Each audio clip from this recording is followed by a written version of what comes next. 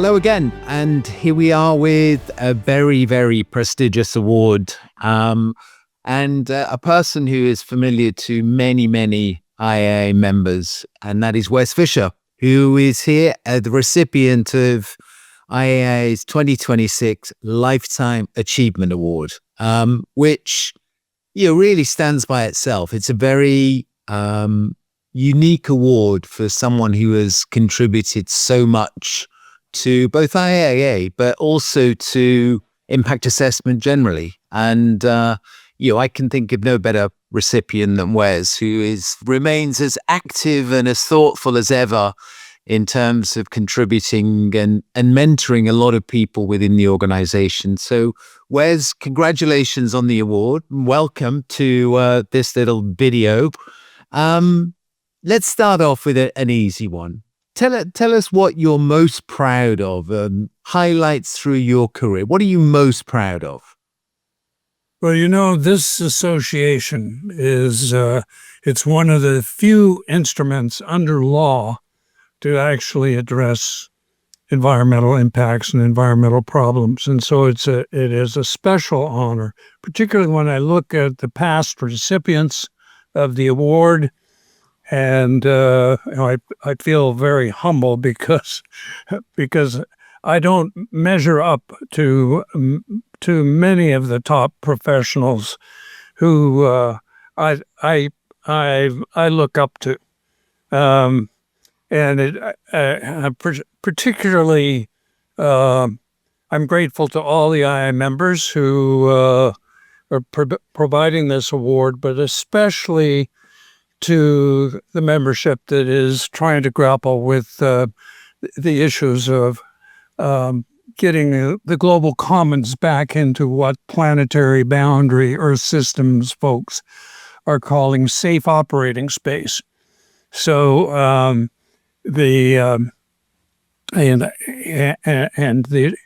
think we're all grappling with moving beyond talking about the 9 planetary boundaries and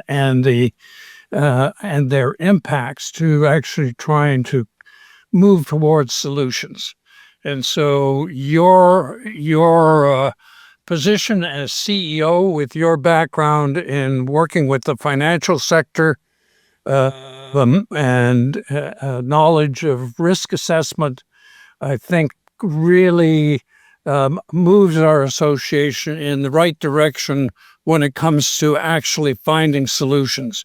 I think where you may find more support through the networks of financial institutions. You introduced us to the NFGS network of banks in Europe, Equator banks, and we're learning about the red flags that actuaries are raising. The data is getting increasingly better with satellite monitoring and drone monitoring and ground truthing with simple, inexpensive devices like our cell phones. So this data set is getting better and better, which means that predictions, modeling, simulations get better and better. So, well, I'm wandering away. I love this. You get straight into, I asked you about your lifetime highlights, and here you are looking to find solutions to the future. Let's jog back a little bit and say, all right, now I'm going to be more specific. How early on in your career did you start to really feel that urgency about climate change, about effects? Was that always a case, or what was the evolution of that?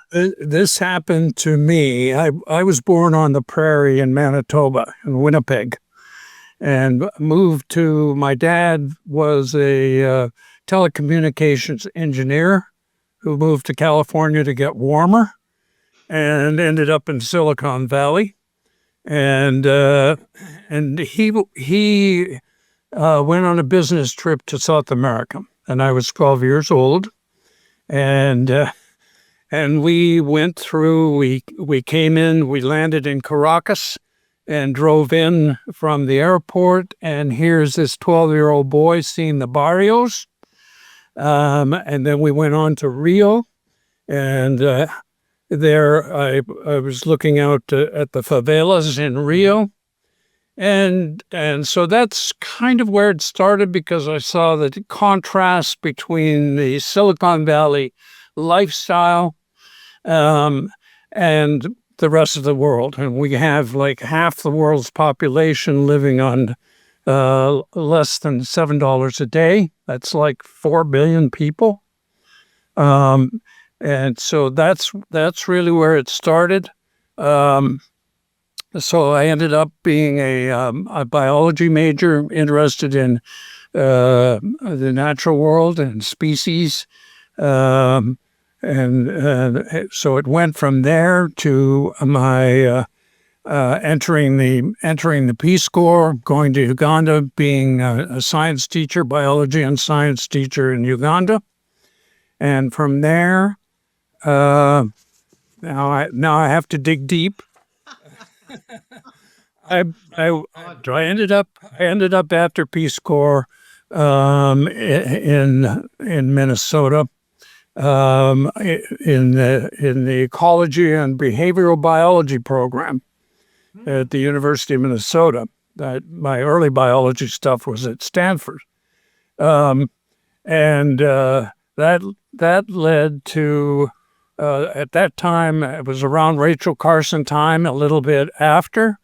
There was a group called the early grouping of the Environmental Defense Fund, who took Rachel's words and moved them into law. And that's part of what IAIA, its value, is that the IAIA practitioners are operating under NEPA, the National Environmental Policy Act. I had a student group when we were part of the early lobbying for NEPA.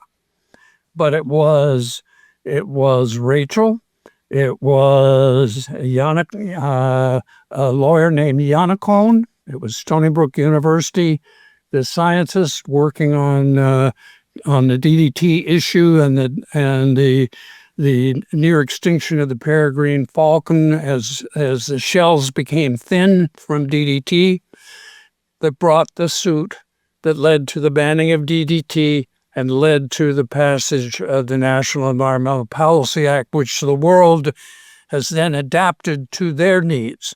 Yeah. But, having these things under law is really important. And that's a good reason for why I'm here. But there was more to it than this. I went on to work for the Minnesota Pollution Control Agency. In 1981, I joined USAID, and first as a under contract and later as a Foreign Service officer. So from 1981 up through that period, I ended up with Charlotte, being a past president and a receiver of this award, doing trainings all over Africa, mainly in East and Southern Africa, and for small-scale activities, working with NGOs and doing field-based training. So we would go out to where the NGOs were operating and hold our courses where there were real case site examples to look at. So it was field-based. And so Charlotte and I did this together, and she mentored me. I knew nothing about impact assessment. I was more of a renewable energy guy. And so she mentored me, and she brought me into IAIA. And that my first conference, IAIA conference, was in The Hague in the Netherlands, with Rob Verheem doing a wonderful musical show. It has a super mentor, somebody who I thought ought to be getting this award. But at any rate, that was The Hague. And then We went on to, I'm going to jump ahead. Charlotte and I helped organize the Boston conference in 2005, but the big and important part of my life really began with in about 2010. Lorna Kornoff and I helped put together climate change, IAI special climate change symposiums. And hers was at her university, the University of Aalborg in Denmark. And then I worked to organize with Stephen Lintner, also past recipient, past president and recipient of the award, Stephen Lintner at the World Bank, to put on this symposium at the bank. And Stephen was very instrumental in helping us get the climate change initiative going. Well, I'm interested in that. I mean, just to take up a couple of points from what you said, is what gives you most hope about the future? Is it on the ground action, or do you think it's going to come down to law, to government policy? Where is that sort of momentum going to come from? Where's that lead going to be taken? Well, Gary, I may have not focused on the detail of your question, but as far as where we are heading, it seems to me that the work of risk analysts, the work of actuaries, the sort of potential for finding solutions now that we have much better baseline information for simulations, for modeling, for scenario building. It's going to be very hard for the financial institutions to ignore that reality. It's science-based, so it's not political, it's science-based. When that happens, then everyone begins to take notice. If your insurance rates go up, if you even get insurance, or you can't get insurance, then once that happens, and I think it's going to happen very quickly now, I'm hopeful that it's going to happen very quickly, despite the misinformation and disinformation which we're addressing in our upcoming conference. Despite that, there is an incredible amount of work going on. There's like 16 institutions that I've looked at that are doing great work and really focusing down on solutions. So I see that as really very promising, and so I do think that government institutions, the UN, has much more difficulty translating factual scientific information down to the ordinary folks. Yeah. And forgive me for just rambling, but for me, one of the important areas of focus for us are it's youth. It's all of us who have short attention spans, and those of us, that group of 4 billion folks who live on like $7 a day, but also folks going paycheck to paycheck. They've got other things to worry about. How do we reach them? What's the way to reach them? And for me, one of our recipients of the Global Award, way back, it's not way back for me. It was 2015. Mathis Lachenagel received the Global Award from us for something called the ecological footprint.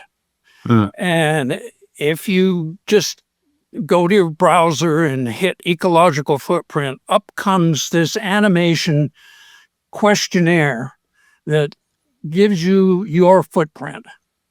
And it can be taken, it takes only a few minutes.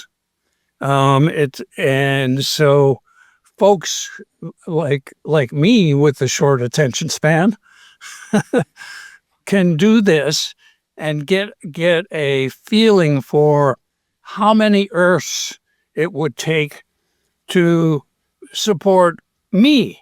If I were part of if all 8 billion folks on the planet were me, it looks like it would take 4.2 Earths, the resources of 4.2 Earths to support somebody in my lifestyle. So that raises all kinds of questions about how do we do that? What's the solution? And in very simple terms, that ecological footprint gets at it. So, high schoolers, junior high schoolers, and folks like us, I believe it's a really incredible little tool. It's animated, it's fun, and what you end up with is this score that kind of shows you, well, if I have a small house, or if I have a house with no running water, what is my footprint going to look like? Yeah. So that's storytelling, I think, at its best. And there are all sorts of groups now working on climate change mitigation. I think mitigation is much more important to us than adaptation. We've got to do the mitigating, and we've got to regenerate. We've got to actually bring ourselves back into what the Earth systems folks are saying. Space. Yeah. Let's jump one final question, because we are short on time, and I'm gonna so pin you. So you've got those various solutions and recommendations. So what would be your one message to that high schooler coming out now, looking at our world, looking at the possibilities, looking at impact assessment? What would be your message to that person? Well, you look, when I was a youth. You're still youthful. We didn't have NEPA. So it was a push, and the push came from the youth. And the public listened. We're in a moment where things require significant hope. But it's amazing. I think the brains of young folks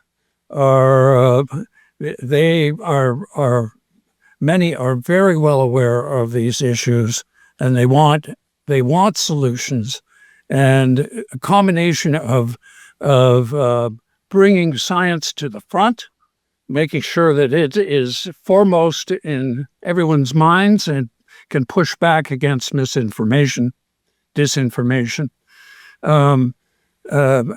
It can be done. We did it. We did it with NEPA.